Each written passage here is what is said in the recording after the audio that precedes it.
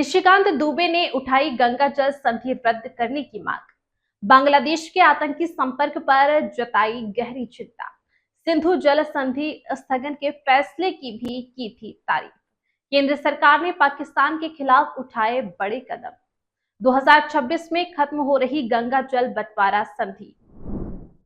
पहलगाम में हुए भीषण आतंकी हमले के बाद जब देश का खून खोल रहा है, तब भारतीय राजनीति में भी पाकिस्तान और उसके गुप्त समर्थकों के खिलाफ सख्त स्वर उभरने लगे हैं। बीजेपी सांसद निशिकांत दुबे ने पाकिस्तान के साथ साथ अब बांग्लादेश पर भी तीखा हमला बोला है और गंगा नदी के पानी की आपूर्ति बंद करने की मांग पर भारत सरकार से कड़ा कदम उठाने का आह्वान किया है। नमस्कार, मैं भावना और आप देख रहे हैं मॉडर्निस्ट मीडिया नेटवर्क।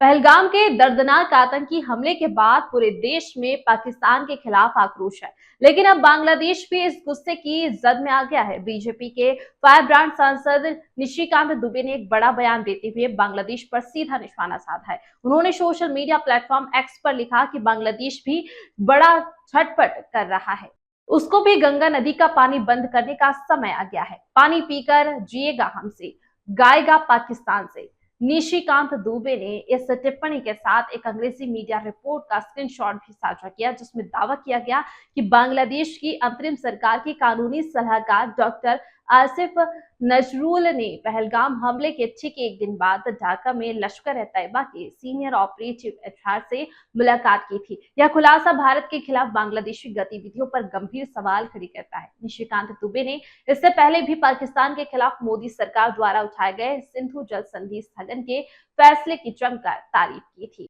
उन्होंने कहा था कि अब पाकिस्तान बिना पानी के मर जाएगा। इतना ही नहीं, उन्होंने भारत के पहले प्रधानमंत्री जवाहरलाल नेहरू पर भी तंज कसते हुए कहा था कि नेहरू नोबेल पुरस्कार पाने के लिए सांप को भी पानी पिलाने को तैयार हो गए थे। पहलगाम हमले के बाद मोदी सरकार ने एक के बाद एक कड़े फैसले लिए हैं। 1960 की सिंधु जल संधि को स्थगित कर दिया गया है।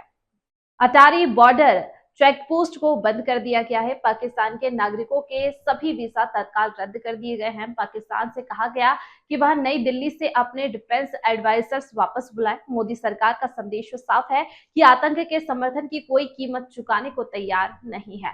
बता दें कि भारत और बांग्लादेश ने 1996 में गंगा जल के बंटवारे के लिए संधि की थी। यह संधि 30 साल के लिए थी और 2026 में समाप्त हो रही है। संधि के तहत फरक्का बैराज से गंगा का पानी साझा किया जाता है। यदि पानी की उपलब्धता 70,000 क्यूसेक से कम है तो दोनों देशों को बराबर बराबर पानी मिलता है। यदि पानी की उपलब्धता 70,000 से 75,000 क्यूसेक के बीच होती है तो बांग्लादेश को 35,000 क्यूसेक पानी मिलता है।